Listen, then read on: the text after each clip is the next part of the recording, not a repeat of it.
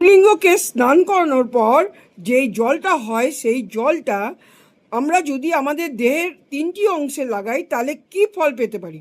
যদি সেই জলটা আমাদের দু চক্ষুতে লাগাতে পারি তাহলে আস্তে আস্তে লাগাতে লাগাতে আমরা দূরদৃষ্টি সম্পন্ন লোক হব, ভবিষ্যৎ দেখতে পারবো। সুতরাং আমাদের পাওয়ার অনেক বেড়ে যাবে, আমরা নিজেরা সেই বুঝে আমরা কাজ করব। দ্বিতীয় হলো কণ্ঠ, মানে গলা। এখানে যদি আমরা লাগাতে পারি সেই জল এরম নিয়ে পবিত্রভাবে ওং নমঃ শিবায় নমঃ, ওং নমঃ শিবায় নমঃ, ওং নমঃ শিবায় 3বার 5বার মন্ত্রটা বলে চোখে গলায় 3 জায়গায় লাগাতে হবে। যদি মন্ত্রটা বলতে পারি আমাদের কথা এত মধুর হবে, লোক আমাদের কথা না শুনে যাবে না।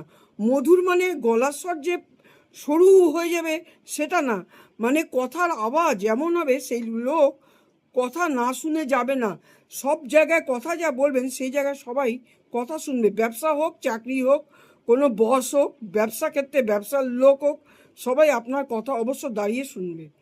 3 নম্বর হচ্ছে জল নিয়ে যদি আর কপালে লাগাতে পারি, ওং নমঃ শিবায় নমঃ, ওং নমঃ শিবায় নমঃ 3বার ভক্তি বলে যদি লাগাতে পারি আর এরকম করতে পারি, 3বার এরকম করতে পারি ওং নমঃ শিবায় নমঃ, তাহলে কি হবে, আমরা এমন জায়গায় যাব, এমন জায়গায় একটা পজিশনে আমরা আস্তে আস্তে পৌঁছে যাব যে যারা করবে তারা এটা বুঝতে পারবে, যারা পৌঁছে যাবে তারা দেখবেন একটা সময় যেখানে সে যাবে সেখানে লোক তার জন্য দাঁড়িয়ে থাকবে।